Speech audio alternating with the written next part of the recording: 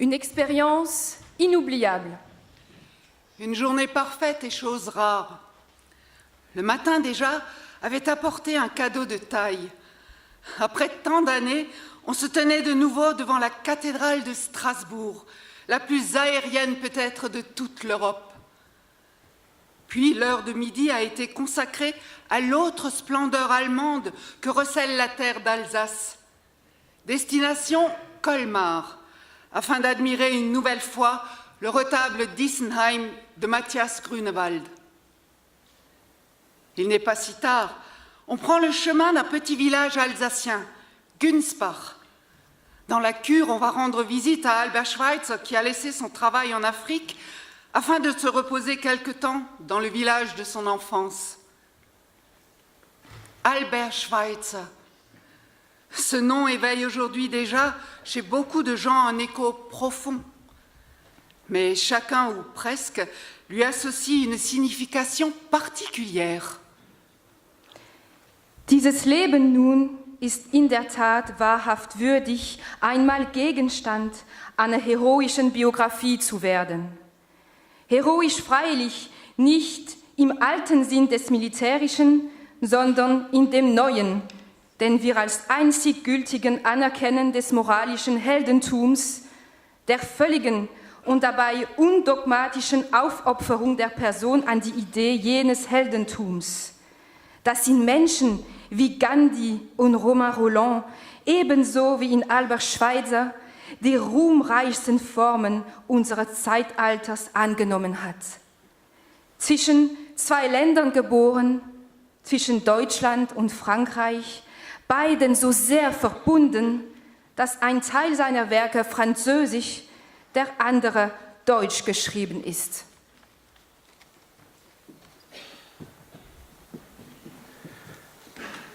Le problème de la paix. Et maintenant, dans quels termes se pose à nous le problème de la paix? D'une façon toute nouvelle, dans la mesure même où la guerre d'aujourd'hui est différente de celle d'autrefois. Elle met en œuvre des moyens de mort et de destruction incomparablement plus efficaces que par le passé. Elle est donc un mal pire qu'elle n'a jamais été. On pouvait la considérer autrefois comme un mal auquel il fallait se résilier, parce qu'elle servait le progrès, qu'elle lui était même nécessaire.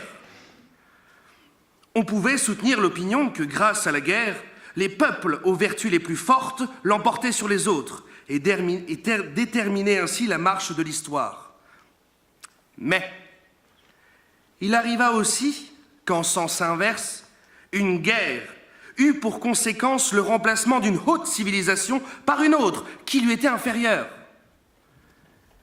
Il paraît donc que dans le passé, la guerre pouvait œuvrer aussi bien pour le progrès que contre lui. De la guerre moderne, c'est avec une conviction bien moins assurée qu'on peut prétendre qu'elle est génératrice de progrès. Le mal qu'elle constitue pèse d'un poids bien plus lourd qu'autrefois.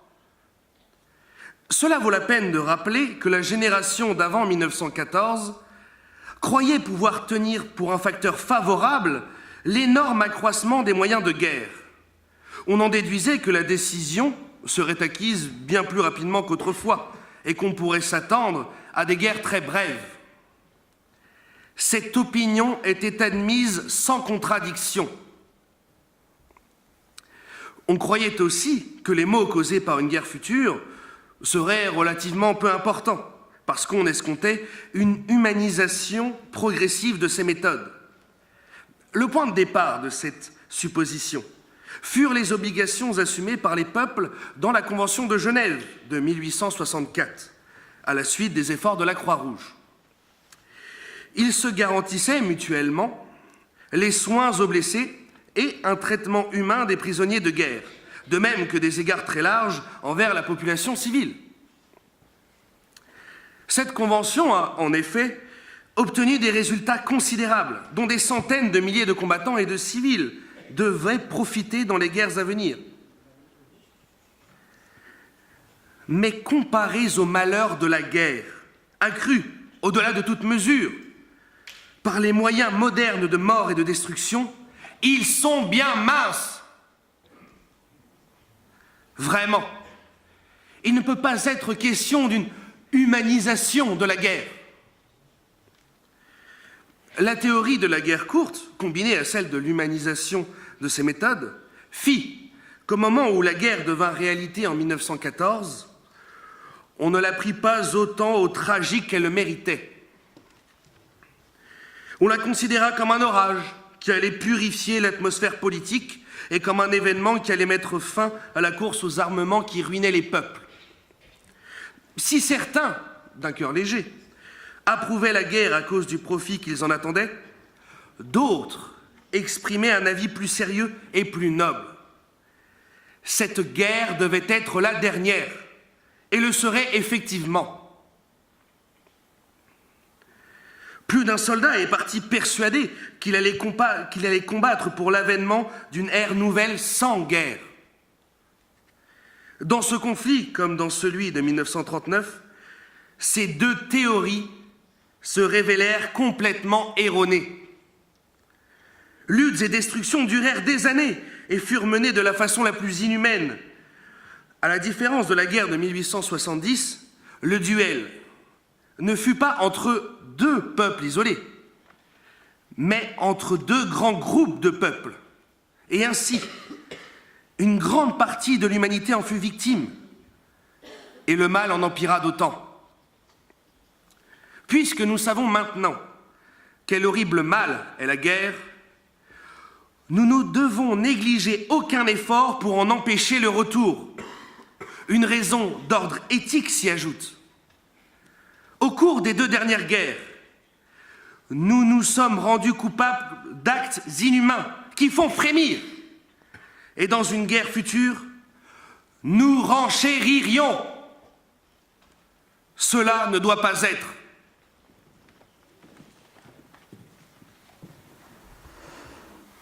Rencontrer une nouvelle fois cet homme extraordinaire lors de son séjour chez nous en Europe, juste avant son retour en Afrique, était une chance qu'il me paraissait impensable de laisser échapper. Le monde est tellement pauvre en figures véritablement exemplaires qu'on ne saurait hésiter à entreprendre un petit voyage. Je n'avais pas vu Schweitzer depuis des années, et des relations épistolaires ne remplacent que très imparfaitement la présence en chair et en os. Je me réjouis donc du plus profond de moi-même de retrouver son regard chaud, clair, cordial. Un peu de gris s'est répandu dans sa chevelure, mais il continue de se dégager un effet superbement imposant de ce visage alémanique sculptural que la moustache broussailleuse et aussi le front bombé d'intellectuel font vivement ressembler à Nietzsche tel qu'on le représente.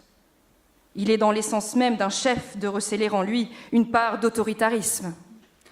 Aber das Selbstbewusstsein Albert Schweitzers hat nichts von Rechthaberei, sondern ist nur die von innen nach außen gewendete Sicherheit eines Menschen, der sich am rechten Wege weiß. Und die Kraft, die von ihm ausstrahlt, wirkt niemals aggressiv. Denn sein ganzes Denken und Leben beruht ja in der höchsten Lebensbejahung oder besser gesagt, der Bejahung des Lebens in allen seinen geistigen und irdischen Formen, also in verstehender Konzilianz und Toleranz. Albert Schweitzers Gläubigkeit und sogar Kirchengläubigkeit entbehrt jedes Fanatismus. Und das Erste, was dieser wunderbare Mensch, dieser einstige protestantische Priester und Theologe uns mitten im Gespräch bewundernd rühmte, waren religiöse Texte chinesischer Philosophen, in denen er eine der höchsten Manifestationen irdischer Ethik bewundert.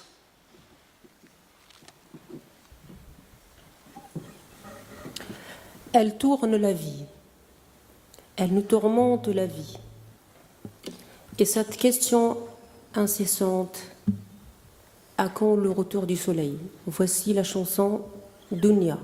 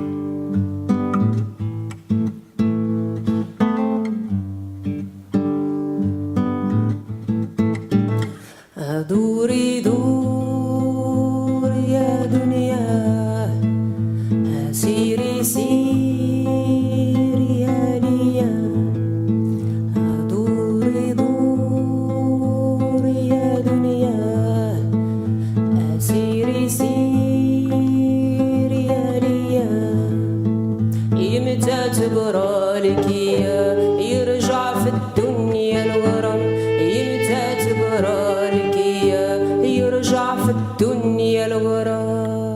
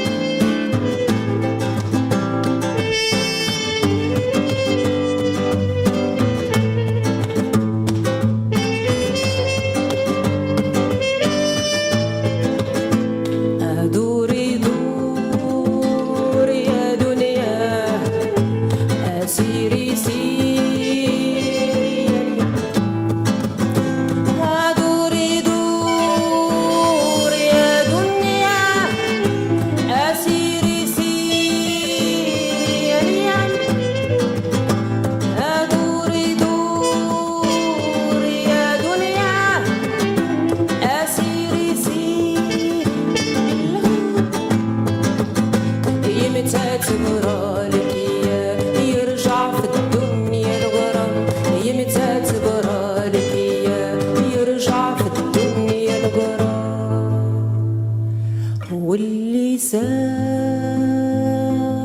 عليا واللي سوال عليا واللي سال عليا واللي سوال عليا واللي سال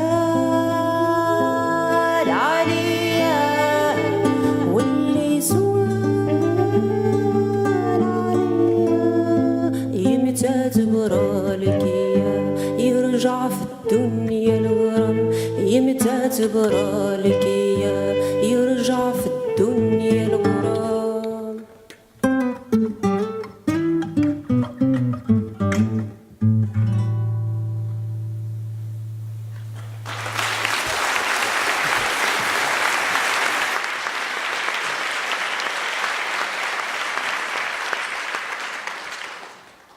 Von dem, was in der Gesinnung der Einzelnen und damit in der Völker zur Ausbildung gelangt, davon hängt das Kommen oder das Ausbleiben des Friedens ab. Dies gilt für unsere Zeit noch mehr als für eine frühere. Nationalismus übelster Art hat sich in beiden Kriegen betätigt und kann zurzeit als das größte Hemmnis einer zwischen den Völkern sich anbahnenden Verständigung gelten. Verdrängen lässt sich dieser Nationalismus nur dadurch, dass unter den Menschen wieder Humanitätsgesinnung aufkommt und sie ihrem Volke in natürlicher Weise und mit gediegenen Idealen angehören lässt. Viel übler Nationalismus ist auch in der Welt draußen anzutreffen, insbesondere bei Völkern, die früher in den Kolonien unter der Bevormundung der Weißen lebten, neuerdings aber selbstständig wurden. Hier besteht Gefahr, dass sie als einziges Ideal ihren naiven Nationalismus besitzen. Durch ihn ist in so manchen Gebieten der bisher in ihnen bestehenden Frieden gefährdet. Auch diese Völker können über ihren Nationalismus nur durch Humanitätsgesinnung hinauskommen. Wie aber soll diese Wandlung zustande kommen?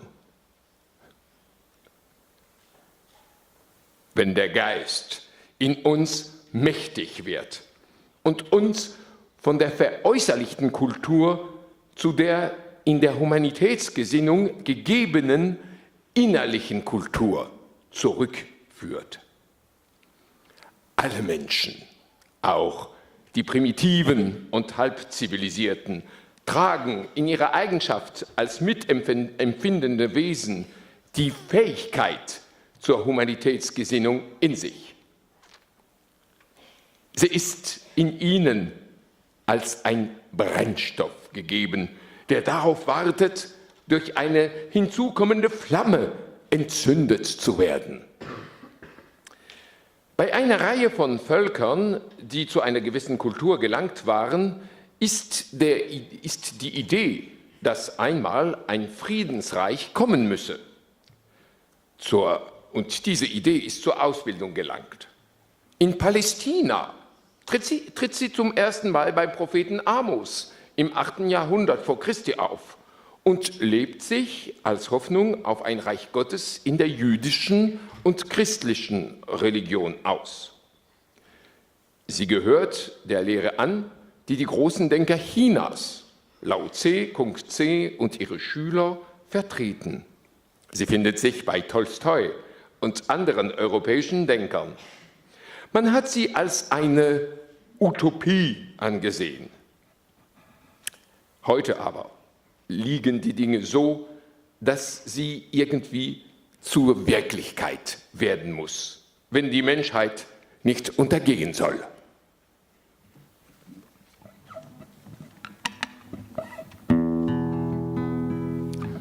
Les histoires d'amour finissent mal en général. Elle est trop jolie, lui doit partir à la guerre. Au retour de la guerre, son amoureuse l'a oublié. Alors il se laisse mourir, mais les fleurs refleuriront l'été prochain. Meine Kumpels ist wieder verliebt in ein Mädel mit blondem Haar. Meine Kumpels ist so schlimm verliebt, sie ist blond und kaum 16 Jahre. Auch Büben sind als die Philomel, kein ewig ihren Weg widerstehen. Schöne Mädel haben nie im Hirn, schöne Mädel bringt Sorgen auf die Stirn. Seine Augen sind viel zu blöd, seine Haut ist so weiss wie der Schnee. Und zuerst ist der Himmel so grau und im Feld verwalligt der Klee. Auch Büben sind als die Philomel, können ewig ihren Weg widerstehen. Schöne Mädel haben nie im Hirn, schöne Mädel bringt Sorgen auf die Stirn. Meine Kumpels ist fort in der Krieg, weit so weit bis ins Kaiserland. Er ist fort, so weit fort und hat Mühe und hat Heimweh noch mehr der Land. Auch Büben sind als die Philomel, können ewig ihren Weg widerstehen. Schöne Mädel haben nie im Hirn, schöne Mädel bringt Sorge auf die Stirn. Sie Liebste hat ihn schnell vergessen, und vor der Gehr ist sie noch schneller gesessen. Meine Kumpels hätten gleich sterben, weil von Graben sie haben auffressen. Auch Büben sind als die Philomel, können ewig ihren Weg widerstehen. Blumen blühen das nächste Jahr wieder schön, kriegen noch rot, kann nicht gut zusammengehen.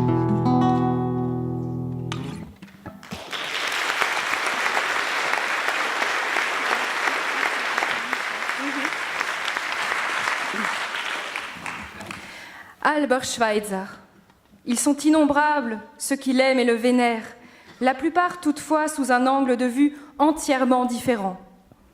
Cet homme concentre en effet dans sa personne une diversité exceptionnelle, unique au monde. D'aucuns savent simplement qu'il obtint il y a quelques années le prix Goethe. Le clergé protestant admire en lui l'un de ses plus éminents théologiens, l'auteur de la mystique de l'apôtre Paul. Les musiciens le respectent. Il est pour eux l'auteur de l'étude la plus importante et la plus sérieuse sur Jean-Sébastien Bach. Les facteurs d'orgue chantent sa gloire, car il connaît comme aucun autre tous les orgues en Europe et a écrit sur leur technique les choses les plus profondes et les plus instructives. Il a l'estime des amateurs de musique, qui voient en lui sans doute le plus grand virtuose de l'orgue de l'époque contemporaine. Et il suffit qu'il annonce un concert pour que plusieurs jours à l'avance, toutes les places soient vendues. Aber seiner höchsten Tat willen, jenes Spitals, das aus rein menschlicher Aufopferung, sich eine europäische Schuld zu sühnen, im Urwald von Afrika, ganz allein, ohne irgendeine staatliche Hilfe, gegründet und geschaffen. Dieser einzigartigen und beispielgebenden Selbstpreisgabe willen liebt und bewundert ihn jeder, der um das Menschliche weiß. Alle jene, denen Idealismus nur dann groß erscheint, wenn er über das geredete und geschriebene Wort hinausgeht und durch Selbstaufopferung zur Tat wird. Diesen tief bescheidenen Mann ehren die Besten der Erde heute als ein moralisches Vorbild. Und seine immer wachsende Gemeinde schart sich still und ohne jedes Programm um seine Gestalt. Wie stark sein Einfluss geworden ist, bezeugt in den letzten Jahren schon rein äußerlich die Verbreitung seiner Bücher, die sein Leben schildern und deren einfachstes, schlichtestes er selbst geschrieben hat. Aus meinem Leben und Denken.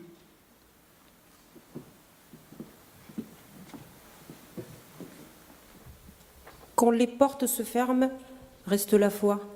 Quand les dos se tournent, reste la foi. Espérer, c'est bien, mais agir, c'est encore mieux.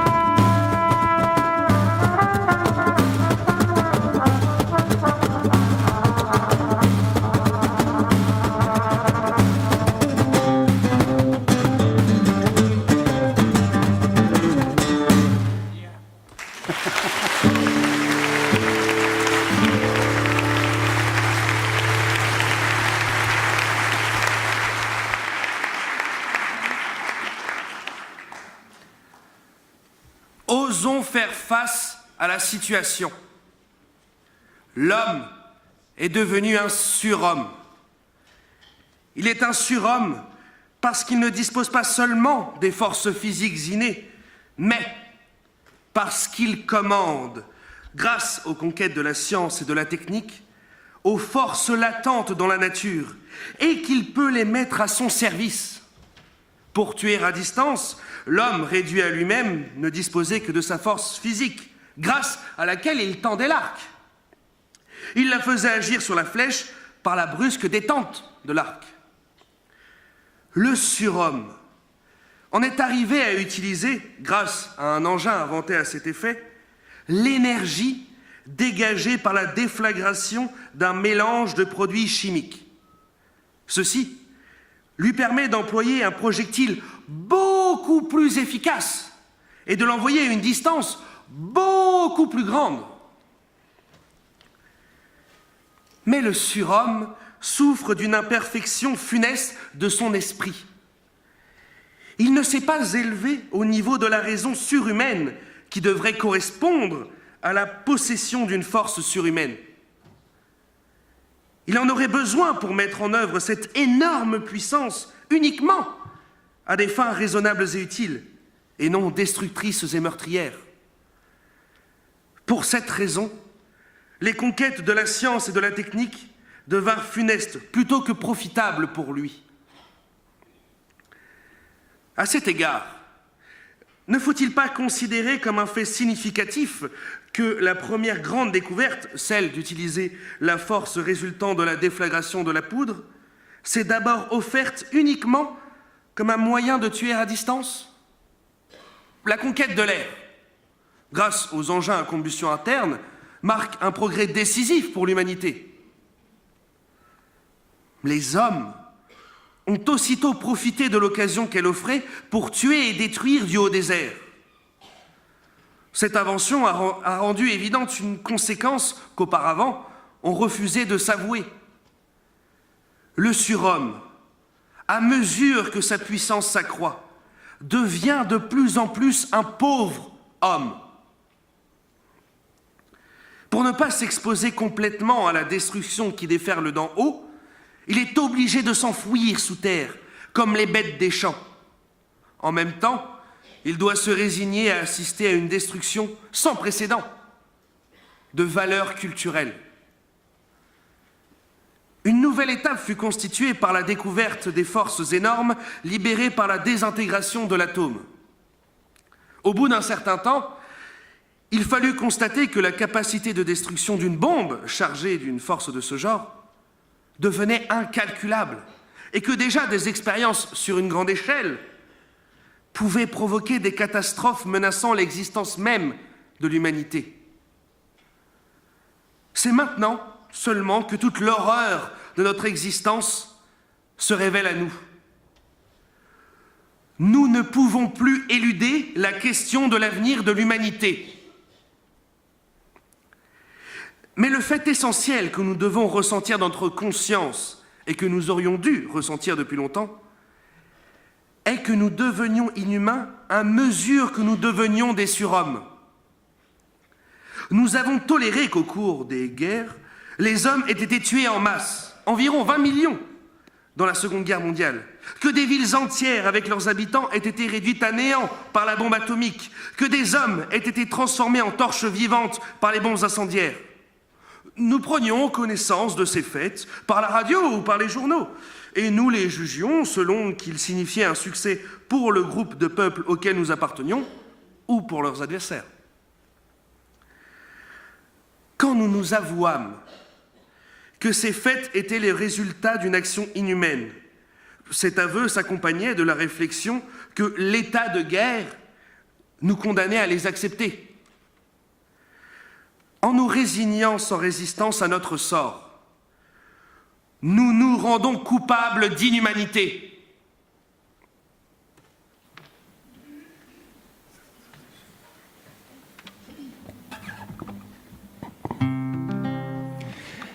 Les Allemands l'appellent Bauernklage, c'est une complainte de paysans. C'est Wegerlin qui l'a collectée et il pensait que cette complainte pouvait remonter au Bunchu, au pur gris, à la révolte de 1525, qui a fini dans un bain de sang avec les soldats du duc de Lorraine. Et c'est aussi cette période qui explique ce proverbe des Alsaciens, Gott hütet uns vor der Lothringer. Ist das nicht ein trauriges Leben und ein armer Bauernstand, vor dass wir den Namen drehen, gehen wir lieber aus dem Land. Sei's nur Bürgschaft, Bürzahl, Barus, Bürkonsum, Schuss, zur Balzarzus, Bürgschaftssens, lui wo du's findest, Bürgschaftssens, lui wo du's findest. Das ist jetzt bloß der Schotter, was wir Bauern leiden müssen. Es kann dem grad sein Herz abknacken, mit allem, was wir schaffen müssen. Haben wir Hosen oder ein Kittel, wenn sie kommen, unserem Spiegel, wärmen sie noch, so hilft's uns doch. Wärmen sie noch, so hilft's uns doch. Früh, wenn die Sonne kommt, über Berge, ist der Bauer schon auf Island, schwitzt und jammert und macht sich Sorgen, bis das brandschwarz Nacht ihn fällt. Es kann reihen oder schneien, es kann schneien oder reihen, sei's Bürgschaft, das schadet er nicht, sei's Bürgschaft, das schadet er nicht.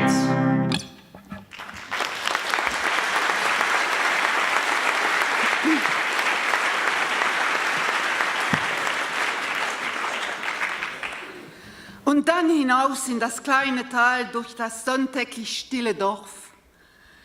Längst sind die Narben verheilt, die der Krieg geschlagen. Drüben in den Hängen der Vogesen und auf der anderen, der deutschen Seite, wo die Kanonen mit dumpfem Schlag Stunde für Stunde ihre gasgiftigen Geschosse ausgespien, liegt ein stillfriedliches Abendlicht. Sorglos kann man auf der Straße gehen, die vor 14 Jahren noch in unterirdische, mit Stroh überdeckte Tunnels verwandelt war. Der Weg führt langsam zur kleinen Kirche. Denn obwohl ich nicht wagte, ihn darum zu bitten, der große Musiker hatte unseren heimlichen Wunsch geahnt, ihn auf seiner neuen, ganz nach seinen eigenen Angaben gefertigten Orgel wieder einmal spielen zu hören. L'église de Günsbach, dont il ouvre à présent la porte, occupe une place à part parmi les 100 000 églises dressées sur le sol européen. Non pas qu'elle soit particulièrement belle ou qu'elle ait une importance quelconque sur le plan de l'histoire de l'art. Sa spécificité est d'ordre spirituel et confessionnel, car elle fait partie de ces 40 ou 50 édifices religieux, comme on n'en rencontre qu'en Alsace et dans quelques localités en Suisse, à être aménagés pour le culte catholique et pour le culte protestant.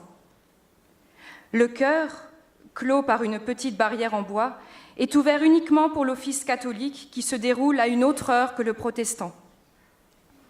On voit donc se réaliser ici, sur une terre où les langues allemandes et françaises se fondent naturellement l'une dans l'autre, cette chose en apparence impossible. Deux religions peuvent elles aussi se trouver réunies, loin de toute haine, dans une maison du Seigneur, devenue en quelque sorte terrain neutre. Et Albert Schweitzer d'expliquer que, dès son enfance, cette association pacifique réussie a été déterminante pour sa conception de l'existence. Kann aber der Geist wirklich ausrichten, was wir ihm in unserer Not zutrauen müssen? Man darf von seiner Kraft nicht gering denken. Der Geist ist es ja, der sich in der Geschichte der Menschheit betätigt. Er wirkt die Humanitätsgesinnung, aus der aller Fortschritt zur höheren Daseinsweise des Menschen kommt. In der Humanitätsgesinnung sind wir uns selber treu. In ihr sind wir fähig, schöpferisch zu sein. In der Gesinnung der Inhumanität sind wir uns selber untreu und damit allem Irren ausgeliefert. Zu welcher Macht der Geist es bringen kann, ist im Verlaufe des 17. und 18. Jahrhunderts offenbar geworden. Er hat damals die Völker Europas, unter denen er auftrat, aus dem Mittelalter herausgeführt, indem er dem Aberglauben, den Hexenprozessen, der Folter und so mancher überlieferten Grausamkeit und Torheit ein Ende machte. Anstelle des Alten hat er ein Neues gesetzt, welches den, der dieses Geschehen verfolgt, immer wieder erstaunen lässt. Was wir an wahrer innerlicher Kultur je besessen haben und noch davon besitzen, geht auf jenes Auftreten des Geistes zurück. In der Folgezeit hat er dann an Kraft eingebüßt, hauptsächlich weil er in der Welterkenntnis, wie sie sich aus der naturwissenschaftlichen Forschung ergab, sein ethisches Wesen nicht begründen konnte. Ein anderer Geist, der sich über den Weg, auf dem die Menschheit vorankommen sollte, nicht klar war und nur niedrige Ideale kannte, hat ihn abgelöst. Nun muss er, sollen wir nicht zugrunde gehen, wieder die Führung übernehmen. Wiederum hat er ein Wunder zu vollbringen, wie zu der Zeit, als er die europäischen Völker aus dem Mittelalter herausführte, und ein noch größeres als das damalige. Der Geist ist nicht tot, er lebt in der Verborgenheit. Er ist zur Einsicht gelangt, dass das Mitempfinden, in dem die Ethik wurzelt, seine rechte Tiefe nur hat, wenn es nicht einzig auf Menschen, sondern auf alle lebendigen Wesen geht. Neben der bisherige, der letzten Tiefe und Weite und Überzeugungskraft ermangelnde Ethik ist die der Ehrfurcht vor dem Leben getreten und findet Anerkennung. Wir wagen wieder, uns an den ganzen Menschen, das heißt an sein Denken und sein Empfinden zu wenden und ihn anzuhalten, Kenntnis von sich selber zu nehmen und sich selber treu zu sein. Wir wollen wieder unser Vertrauen in das, was in seinem Wesen liegt, setzen. Erfahrungen, die wir machen, bestärken uns darin.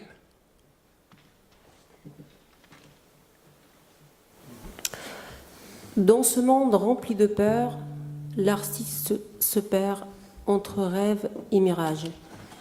Créer, c'est exister. Exister, c'est résister. Voici la chanson Fannan.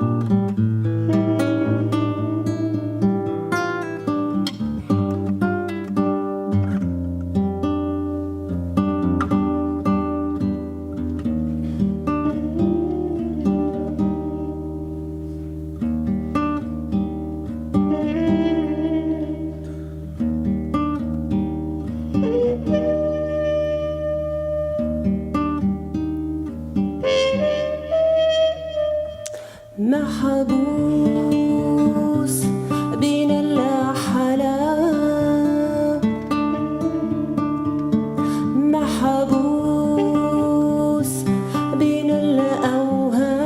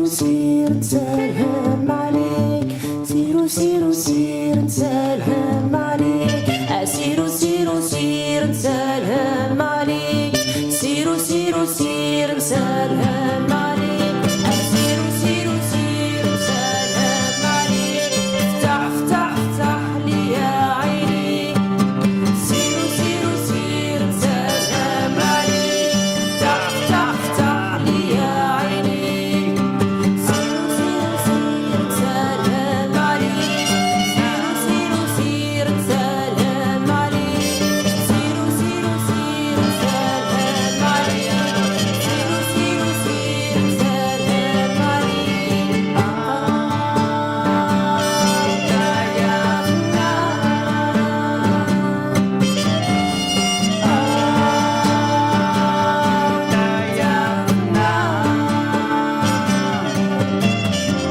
سيروا سيروا سير نسلم عليك افتح افتح افتح لي يا عيني سيروا سيروا سير نسلم عليك افتح افتح افتح لي يا عيني سيروا سيروا سير نسلم عليك افتح افتح افتح لي يا عيني سيروا سيروا سير نسلم عليك ضحك ضحك ضحك الله يخليك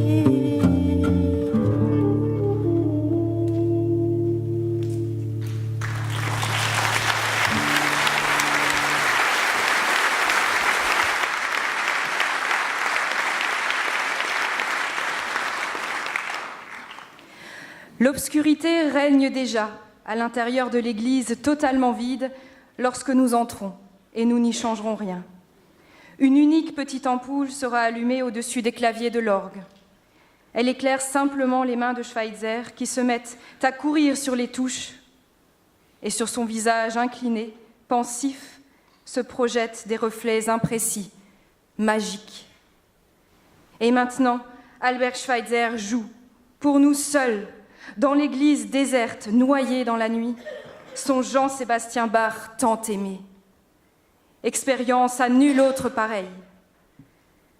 Je l'avais déjà entendu auparavant, lui le maître qui éclipse tous les virtuoses, au milieu de 1000 autres spectateurs, à Munich, lors d'un concert d'orgue.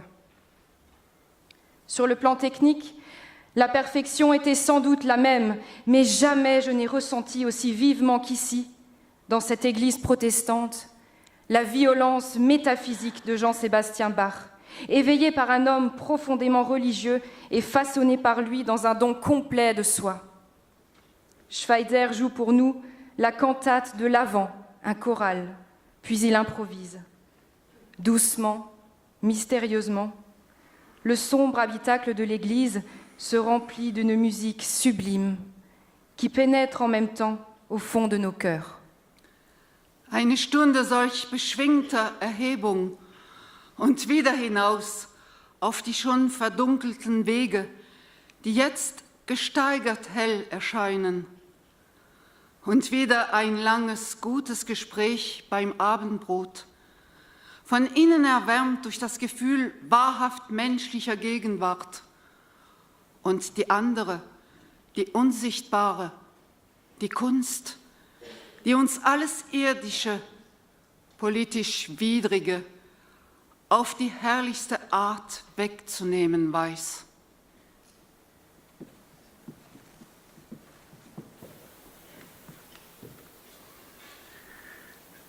Je sais bien que ce que je viens de dire sur le problème de la paix n'a apporté rien d'essentiellement neuf. Ma conviction profonde est que la solution consiste à ce que nous en arrivions à rejeter la guerre pour une raison éthique, parce qu'elle nous rend coupables du crime d'inhumanité. Erasme de Rotterdam, déjà, et quelques autres après lui, l'ont annoncé comme la vérité à laquelle il faut se rallier. La seule originalité que je réclame pour moi, c'est qu'en moi, cette vérité s'accompagne de la certitude, née de la pensée, que l'esprit est capable, à notre époque, de créer une nouvelle mentalité, une mentalité éthique. Animé par cette certitude, j'annonce cette vérité, dans l'espoir que mon témoignage pourra contribuer à ce qu'elles ne soient pas mises de côté comme bonnes, seulement en parole, mais inapplicables dans la réalité. Plus d'une vérité est restée longtemps ou totalement sans effet, simplement parce que personne n'a envisagé qu'elle pût devenir réalité. C'est seulement dans la mesure où un idéal de paix prendra naissance parmi les peuples que les institutions créées pour maintenir cette paix pourront remplir leur mission comme nous l'attendons et l'espérons. Aujourd'hui encore, nous vivons à une époque marquée par l'absence de paix. Aujourd'hui encore, des peuples peuvent se sentir menacés par d'autres. Aujourd'hui encore, il faut concéder à chacun le droit de se tenir prêt à se défendre avec les armes terribles dont nous disposons. C'est dans une telle conjoncture que nous guettons un premier signe de la manifestation de l'esprit auquel nous devons nous confier. Ce signe ne peut être autre chose qu'un commencement d'effort de la part des peuples pour réparer, dans la mesure du possible, les torts qu'ils se sont infligés mutuellement au cours de la dernière guerre. Au nom de tous ceux qui peinent en faveur de la paix, j'ose prier les peuples de faire le premier pas sur cette voie nouvelle. Aucun d'eux n'y perdra une parcelle de la puissance nécessaire pour sa propre défense. Si, de cette façon, on entreprend la liquidation de la guerre dont nous sortons, alors un peu de confiance pourra naître entre les peuples. La confiance est, pour toutes les entreprises, le grand capital dont aucune œuvre utile ne saurait se passer. Elle crée, dans tous les domaines, les conditions pour un épanouissement fructueux. Dans l'atmosphère de confiance ainsi créée, on pourra entreprendre un règlement équitable des problèmes causés par les deux guerres. Puissent les hommes qui tiennent entre leurs mains le sort des peuples éviter avec un soin anxieux tout ce qui pourrait empirer la situation dans laquelle nous nous trouvons et la rendre encore plus dangereuse. Et puisse-t-il prendre à cœur la parole de l'apôtre Paul, « S'il est possible, autant qu'il dépend de vous, soyez en paix avec tous les hommes. » Cette parole ne vaut pas seulement pour les individus, mais aussi pour les peuples. Puissent-ils, dans leurs efforts pour le maintien de la paix, aller jusqu'à l'extrême limite du possible pour donner à l'esprit le temps de croître et d'agir.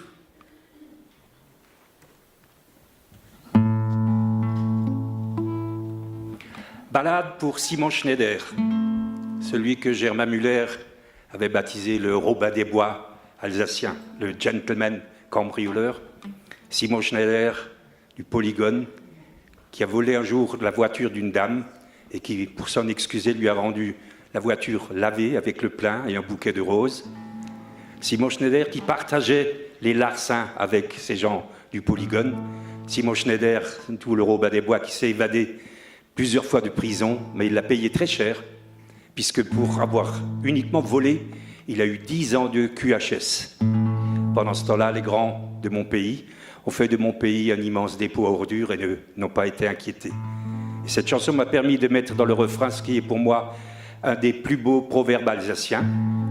Un Land ohne Zigeuner ist kein freies Land. Un pays sans gitans est un pays sans liberté. Si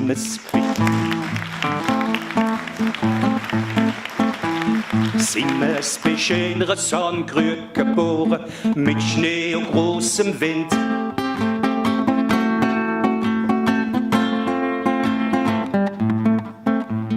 Bei der Kälte war schier gar verfroren, ob ich schon das 12. Kind. Was noch nicht weisst, steht noch erfahren und lässt vom Mühl in die Hand. Sind wir beschenere Sandgrübe geboren, mit Schnee und großem Wind, mit Schnee und großem Wind. Simon Schneider heisst der Mann, Zeiles oder Gentleman. Simon Schneider heisst der Mann, ein Land ohne Zigeuner ist kein freies Land. Simmers als Knackes bist im Ratsdorf rumgefahren, mit dem Risches aus seiner Band. Was noch nicht weisst, hast dort noch erfahren und lebst von Mühle in die Hand. Was noch nicht weisst, hast dort noch verfroren und der Lolisa Schand. Simmers als Knackes bist im Ratsdorf rumgefahren, mit dem Risches aus seiner Band. Mit dem Risches aus seiner Band. Simon Schneider heisst der Mann, seine so der Gentleman. Simon Schneider heisst der Mann, ein Land ohne Zigeuner ist kein freies Land. Simmers mit der Weiber weisst, euch wird man schmarren, weisst, was der Dame gefällt. Oh, was mir seht, du hast sogar eine Barre, sie hübset auch die Holz. Bessere Madame sogar ohne Lachen, haben die schon in ihrem Kranz. Simmers mit der Weiber weisst, euch wird man schmarren, weisst, was der Dame gefällt. Weisst, was der Dame gefällt.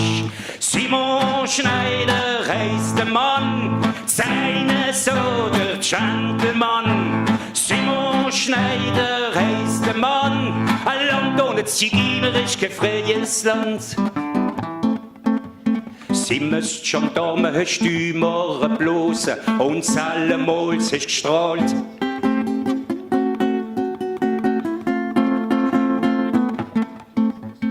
Bische verklaut, ich will morgen wie große Robin des Bois jetzt zahlst. Ein paar Auto gestohlen, wo 12 Jahre im Loch, Simmers ist dir bezahlt. Grosse, die machen aus meinem Land ein Tragloch, für das wird nicht bezahlt. Für das wird nicht bezahlt. Simon Schneider heisst der Mann, seine so der Gentleman. Simon Schneider heisst der Mann, ein Land ohne Zigeuner ist kein freies Land. Ein Land ohne Zigeuner ist kein freies Land. Ein Land ohne Zigeuner ist kein freies Land.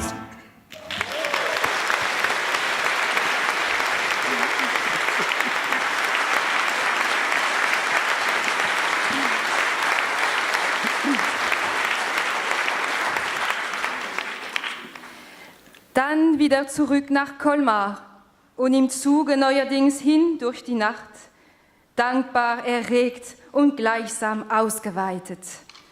Man hat an einem Tage eines der vollendendsten Wunder deutscher Architektur, das Straßburger Münster, hat das Meisterwerk deutscher Malerei, den Isenheimer Altar und schließlich doch die unsichtbare Kathedrale der Musik Johann Sebastian Bachs erlebt, aufgebaut von einem der musikalischsten Meister der Gegenwart. An einem solchen vollkommenen Tag fühlt man schon wieder Gläubigkeit für die widrigste Zeit. Mais le train poursuit sa course à travers la terre d'Alsace, et voilà que soudain on sursaute, car les noms des gares criés au dehors éveillent des souvenirs oppressants. Sélestat, Mulhouse, Thann. Ils sont restés présents dans nos mémoires à travers les bulletins de l'armée. Ici, 10 000 morts. Là, 15 000. Et là-bas, dans les Vosges, dont la silhouette argentée évoque des fantômes errants dans les brumes, 100 000 ou 150 000 tombés sous les baïonnettes, sous les balles, gazés, empoisonnés, victimes d'une haine, d'une guerre fratricide. Et on se prend à désespérer, incapable de comprendre pourquoi cette même humanité qui produit les chefs-d'œuvre les plus étonnants, les plus inconcevables dans le domaine spirituel, n'a pas appris depuis tant de milliers d'années à maîtriser le secret le plus simple, maintenir vivant l'esprit d'entente entre les hommes de tous horizons qui ont en commun d'aussi impérissables richesses.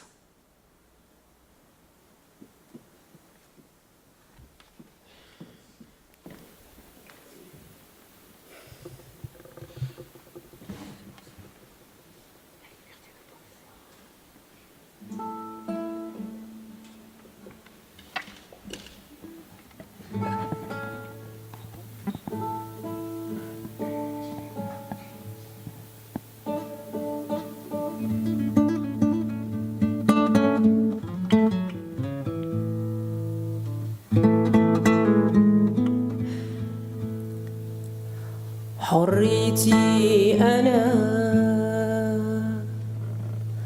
أفكاري أنا تطير في السماء ضل في الظلام لا حدا يقرأني لا حدا يقتلني لا حدا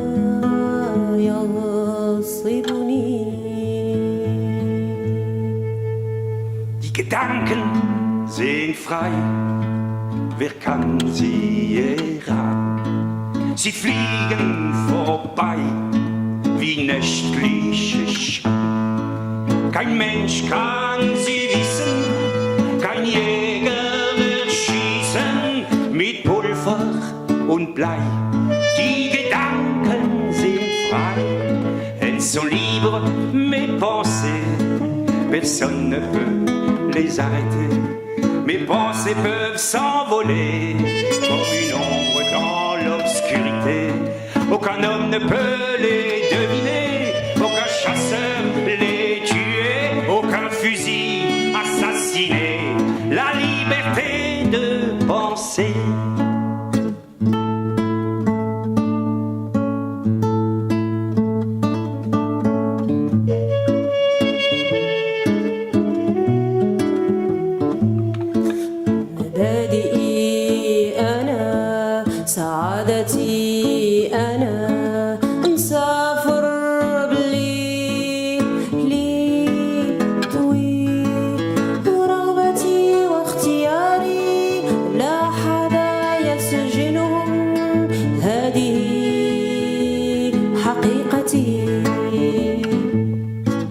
Ich denke, was ich will und was mich beglücket, doch alles in der Still und wie es sich schicket.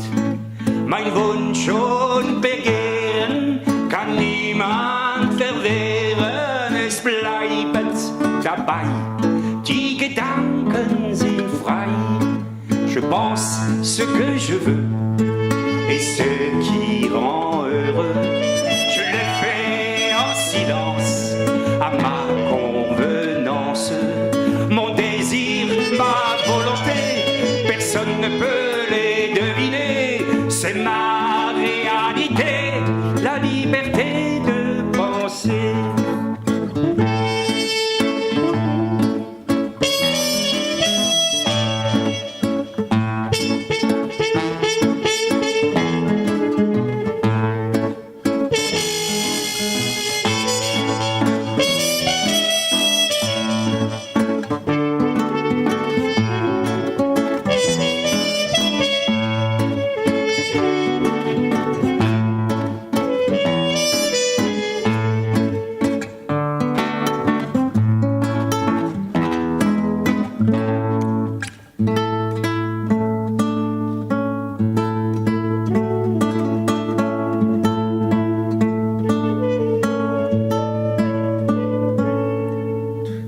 مناضل أنا مقاوم أنا بلا حدود لا قيود مشاعري أفكاري لا حدا يسجنهم هذه حقيقتي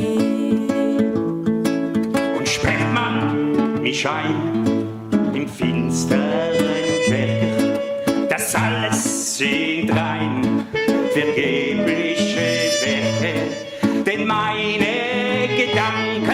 zerreißen die Straßen und Mauern entzwei. Die Gedanken sind frei. Et si l'on me jette dans un cachot profond, toujours il me reste ma vérité au fond, mon désir, ma volonté, personne ne peut les deviner, c'est ma réalité, la liberté de penser, liberté de penser, die Gedanken sind frei. Die Gedanken sind frei, Liberté de penser. Die Gedanken sind frei. Die Gedanken sind frei.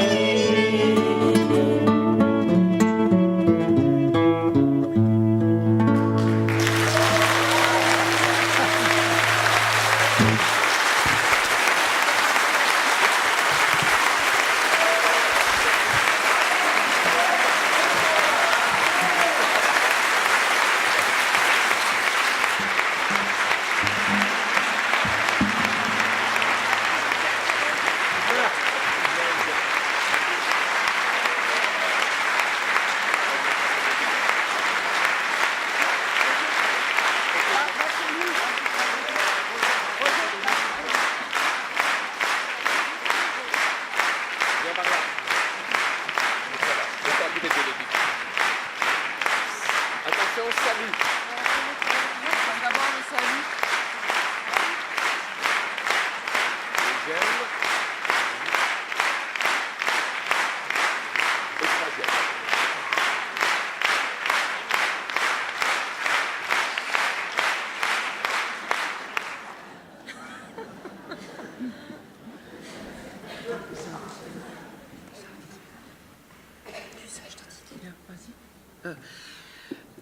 Gräber im Elsass.